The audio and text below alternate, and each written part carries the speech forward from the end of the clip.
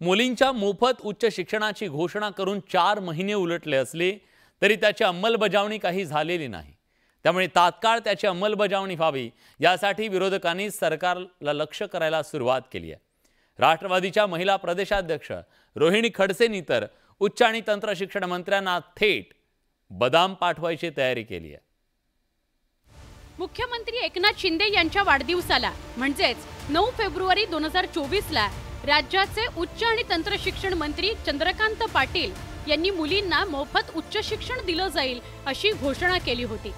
ज्या मुलींच्या पालकांचं उत्पन्न 8 लाखांपेक्षा कमी आहे त्यांना मोफत शिक्षण दिलं जाईल अशी घोषणा यावेळी करण्यात आली होती। मात्र चंद्रकांत पाटील यांना या घोषणेचा विसर पडला का अशी चर्चा रंगली आहे। कारण 12वी, पदवी आणि पदव्युत्तर परीक्षांचे निकाल जाहीर झालेत। मुला-मुलींचे महाविद्यालयीन प्रवेशही सुरू झालेत। पण प्रवेशच्या वेळी फी आकारण्यात येत असल्याने विद्यार्थिनींकडून विचारणा केली जाते। या पार्श्वभूमीवर विरोधी पक्षांनी चंद्रकांत पाटलांसह राज्य सरकारला धारेवर धरलं। सुप्रिया सुळेंपाठोपाठ रोहिणी खडसे यांनी मंत्री चंद्रकांत पाटील यांना बदाम पाठवत घोषणेची आठवण करून दिली। मेंदूला पोषण, आठवणीला जागरण। दादा, आपण दिलेल्या घोषणेची आठवण करून देण्यासाठी आम्ही पाठवत आहोत आपल्याला बदाम। आणि ह्याचसाठी आपण जी महाराष्ट्रातल्या मुलींना मोफत शिक्षणाची जी घोषणा केलेली त्या घोषणेची आपल्याला आठवण व्हावी त्याचसाठी आम्ही सगळ्या पदाधिकारी आपल्याला पाठवतोय बदाम। रोहिणी खडसेंनी काढलेल्या या चिमट्यानंतर उच्च आणि तंत्र शिक्षण मंत्री असलेल्या चंद्रकांत पाटलांनी रोहिणी खडसेंचं कन्फ्युजन झाल्याचा टोला लगावला। पण मोफत शिक्षणाबद्दल बोलणं मात्र त्यांनी टाळलं।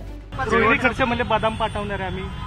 ते बहुतेक दरवेळेला ते मुक्ताईनगरचे आमदार चंद्रकांत पाटील ते त्यांच्या तालुक्यातले आहेत ना, आणि मी त्यात नेहमी कन्फ्युजन होत असतं। बहुतेक रोहिणीताई त्या अपक्ष आमदार चंद्रकांत पाटला मला बदामाची आवश्यकता नाही। कोल्हापूरचा मुलींना उच्च शिक्षण मोफत देण्याच्या घोषणेची अंमलबजावणी तातडीनं करावी अशी विरोधकांची मागणी आहे। विशेष म्हणजे पावसाळी अधिवेशनाआधीही रोहिणी खडसेंनी चंद्रकांत पाटलांसह सरकारलाही मुलींच्या मोफत उच्च शिक्षणावरून ट्रोल केलंय।